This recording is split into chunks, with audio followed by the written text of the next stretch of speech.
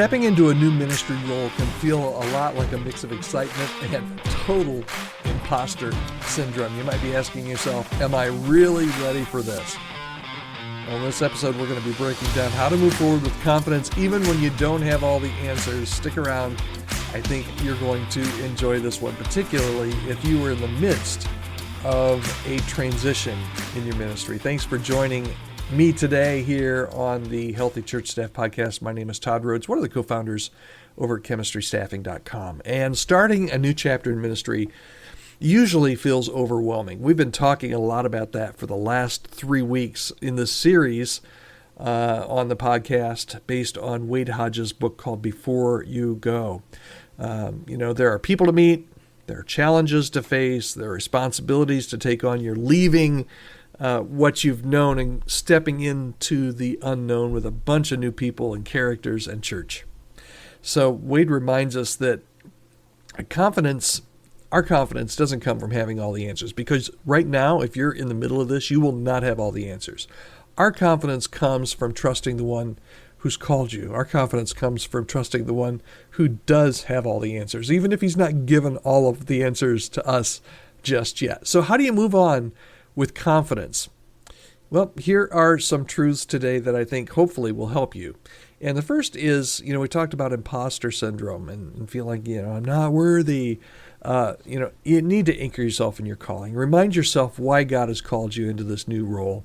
Be confident in that and reflect on how this opportunity aligns with your gifts and your passions and your purpose. God has prepared you for what he has called you to next. So make sure that you anchor yourself in that calling. And during this time of transition, you're going to learn a lot. So you need to lean into that and embrace that learning mindset. You don't have to know everything on day one. Matter of fact, you are not going to know everything on day 1 or day 2 or day 3 or day 90.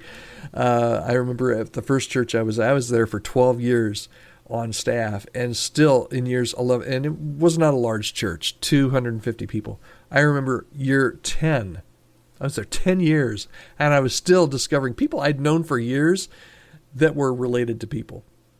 That were related, I didn't realize that was your sister-in-law. I've known you, and I've known her for 10 years. I had no idea. You're not going to know everything on day 1, and you don't need to. But you need to be open to learning from your new team, from your new congregation, from your community.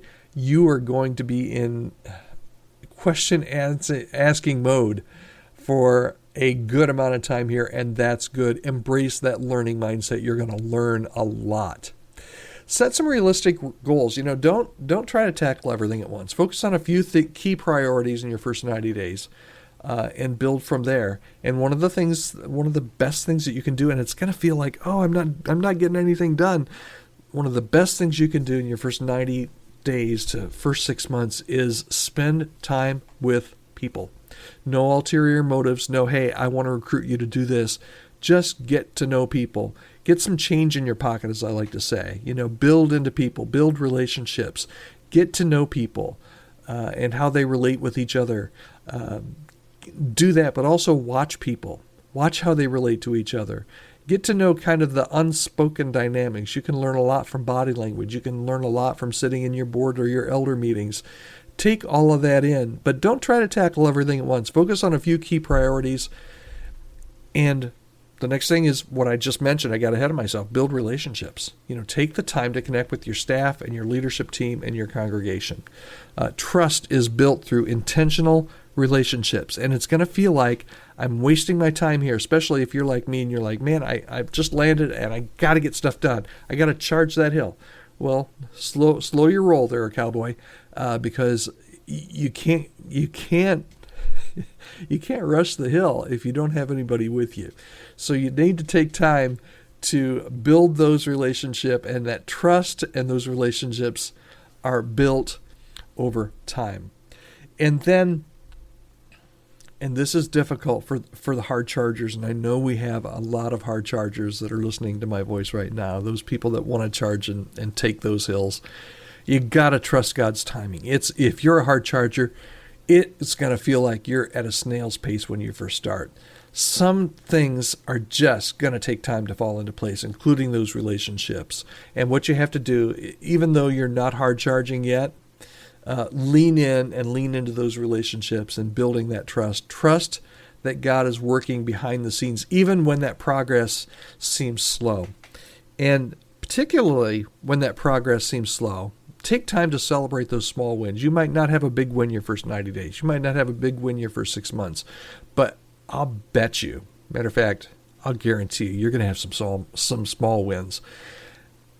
If you don't look for them, though, you might miss them. So acknowledge them, look for them, celebrate those small victories along the way. They will remind you that you're making progress, and they will encourage both you and your family, but also encourage your team as well. So here's your bottom line for today. Confidence comes from trusting God's calling and faithfully taking just one step at a time. That's it, just one step at a time. Some steps to maybe help you do that. Maybe write a personal mission statement. You should have one anyway, but during times of transition, when you're stepping into a new role, it's time to revise it if you have an old one, or just to write one. Write a statement that captures your vision and your purpose for your ministry, for your life, and for this new role, and use it as a guide for any decisions or actions that you need to make. And then specifically, make your plan for your first 90 days. Outline your goals. Don't worry about starting new things or breaking what needs to be broken in your first 90 days. Focus on listening, focus on learning, and focus on building relationships. And that advice will serve you really, really well. Are you stepping into a new role? I'd love to hear how you're preparing and how you're encouraging. I'd like to encourage you along the way.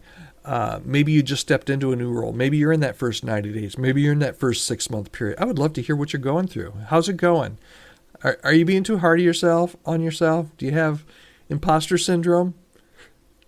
A lot of us do sometimes. Reach out to me anytime.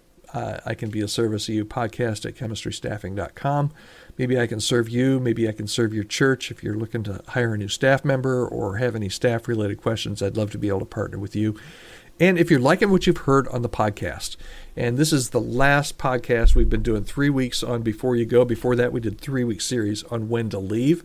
And we're going to do a hodgepodge of different topics, but I think you're really going to be interested in what we're going to be talking about. A little bit of everything next week, in the next couple weeks anyway. But if you like what you're hearing, go ahead and hit subscribe to the podcast. Hit the like button if there's a like button. And that way you can come back and join us. We're here every day, Monday through Friday, with words of wisdom and encouragement, hopefully, just for you as a church staff member. All right, finally, it's the last time I'm going to offer this because it's the last time in the series. If you'd like to download Wade Hodges' book, Before You Go, I can send you a copy of this. It's a beautiful PDF written by Wade Hodges. It's called Before You Go. It's what we based our last 3 weeks of podcasts on. Just send me an email, podcast@chemistrystaffing.com. I will make sure that I send you a copy of Wade's book today. All right, thanks so much for spending time with me today. If it's Friday, if you're listening to this on the day that it is released or watching it, thanks so much, and I hope you have a really great weekend and join us back here again at the start of the week for the Healthy Church Staff Podcast. It's been great.